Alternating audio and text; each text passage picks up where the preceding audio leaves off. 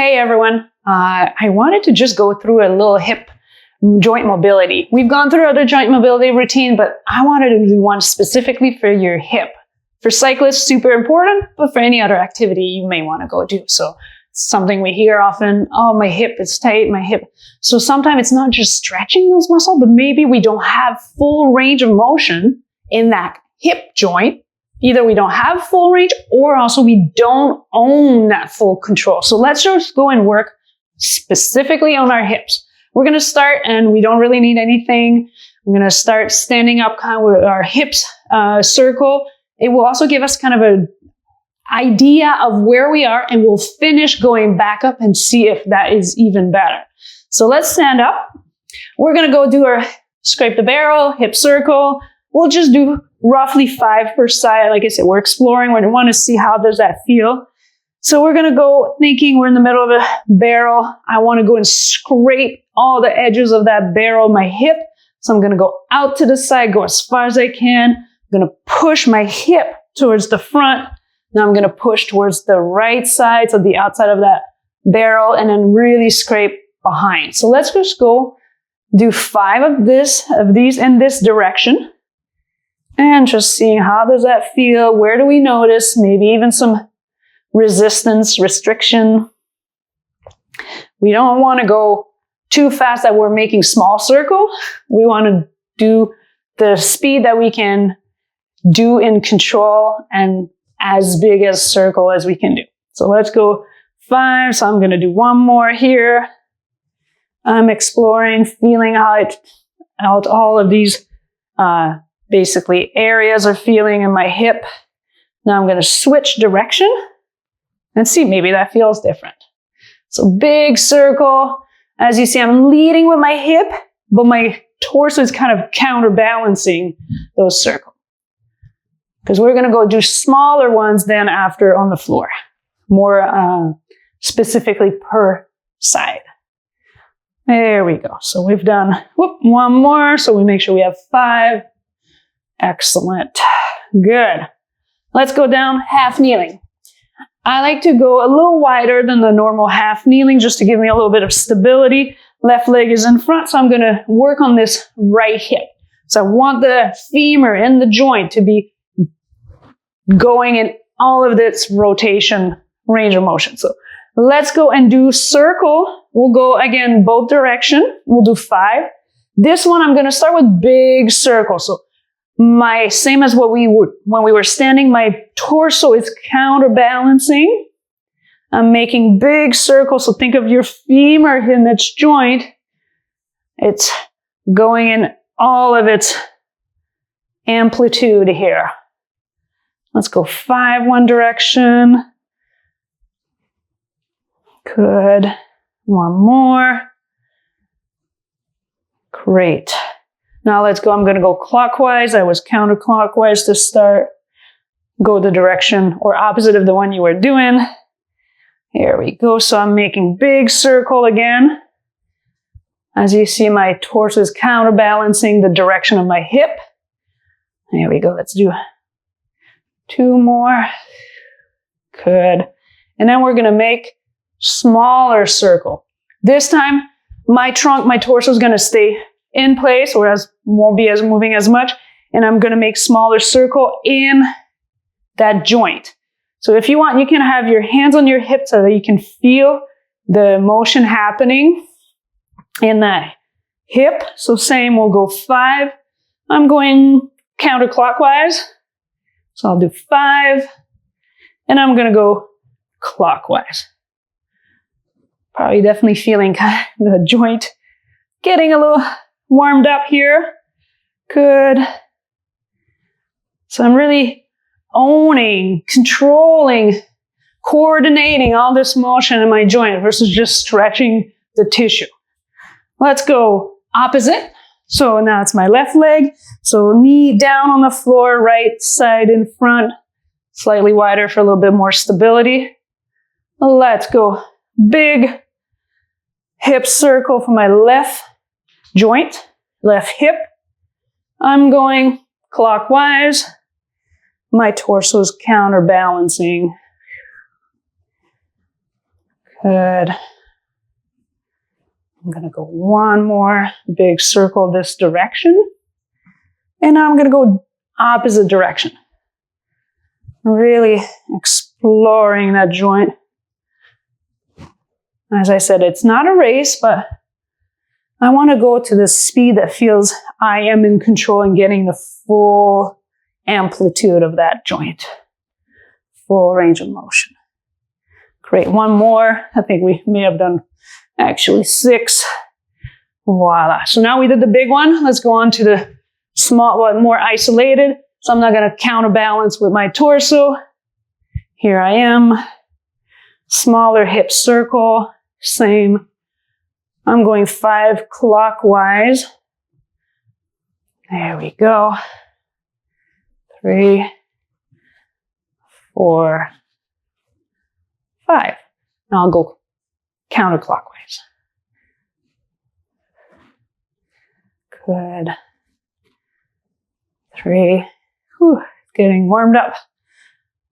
4 and 5. Good. Now we're going to work in a quadruped position, which I like for cyclists because we are more in a position like that than a half kneeling or tall kneeling. I want to really think about keeping my pelvis stable here. Just want the femur to move in the joint. So I'm going to windshield wiper my feet towards the right. So one leg is going internal rotation of the joint. The other one goes in external rotation. As I do this, I don't want to just be a floppy spine and pelvis. I want that nice and tall, stable. And as I move, windshield wiper my feet from one side to the other side. So let's go for 5. 5 per side. So I'm going 5 times where I swipe my feet to the right, 5 where I go towards the left. Trying to keep as stable as possible my pelvis. It's my point of fixation for the femur, the head of the femur to move in the joint. So really important. Good. Excellent. I'll go one more. And then we're going to do a combo. So it'll be a combo of these 2 motions we just did, internal, external rotation, and a sway back. So I'm going to turn my feet, sway back, going as far as I can, keeping my spine tall, avoiding rounding or curving my spine. So we are in this, especially on the bike, a little bit of a hip flexion. So important that we explore. If something doesn't feel right, just go back and just do a simple sway back, working that hip flexion. But we're going to keep with the internal rotation here. Let's do 2 more per direction. There we go. Trying to stay nice and tall, stable pelvis. Good. And last one. Good. Good. So we're going to stay in a quadruped. Now we're going to do circle. We're going to try to stay centered, so not weight shifting. I'm going to slightly just lift my knee off the floor. If you want, you could also put the other knee on a little bit of a mat. So I'm going to think about just creating circle in the joints. So I'm making them small, or they're just, think of your knee drawing a circle on the floor. So I'm making a circle. So they're not relatively small in the joint itself, but I'm not making a circle to the side yet. So let's go 5 one direction. Kind of tracing that circle on the knee. I don't want you to be hiked too much, then my spine is all crooked. So trying to stay centered, pelvis stable. My knee is just hovering over the floor. Once I've done 5 here, I have 1 more. I'll go the other direction. As I said, trying to stay centered here.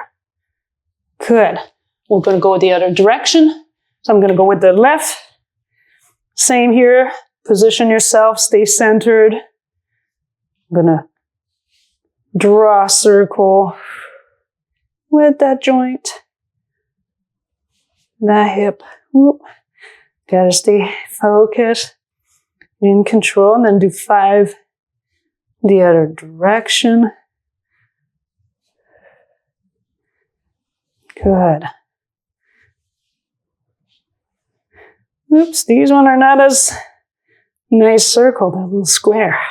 So that's why coordination of your movement to not just a circle that looks like a square. So now we're going to go and move into a bigger one. So same, I always want you to think about, keep that good tall spine. Now I'm going to go out to the side, create that circle, the semicircle, so that my foot is out, up towards the ceiling, but I haven't gained the range of motion by my back arching. I stay nice and steady here, bring the knee back.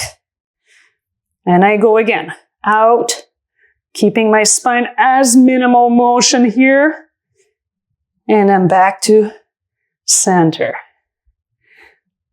Out to the side, kind of draw with your knee, a quarter circle or half circle, and come back. So let's go for 5. We're just going to do one direction this one. Good. Whew. If you need to reset to finish your last one, because we also want to try to maintain that good form. Good. We're going to go with the other side.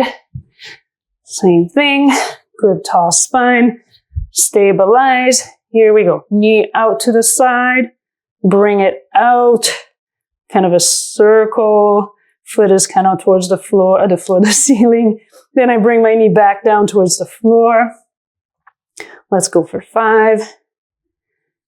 So this one obviously demands more control. It's a bigger range, more load to have a good, smooth range of motion or amplitude of that joint. That's why we did it at the end, not at the beginning. So we were able to gain mobility and control that joint. One more.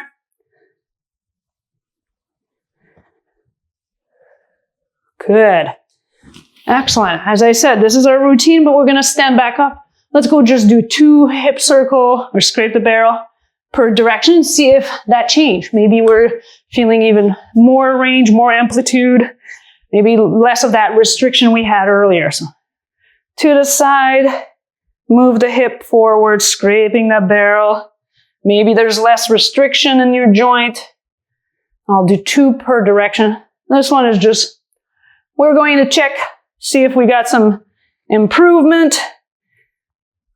If you want, you can, and you wish, you can always do a few more. So now I'm going to switch direction and see. Big circle. There we go. We don't forget to breathe as we do this. Great. Excellent. So there we go. We just got a good, quick routine to do before you go on your bike, before you go on the lift, or at the end of the day. So go give it a try and we'll see you on the next one.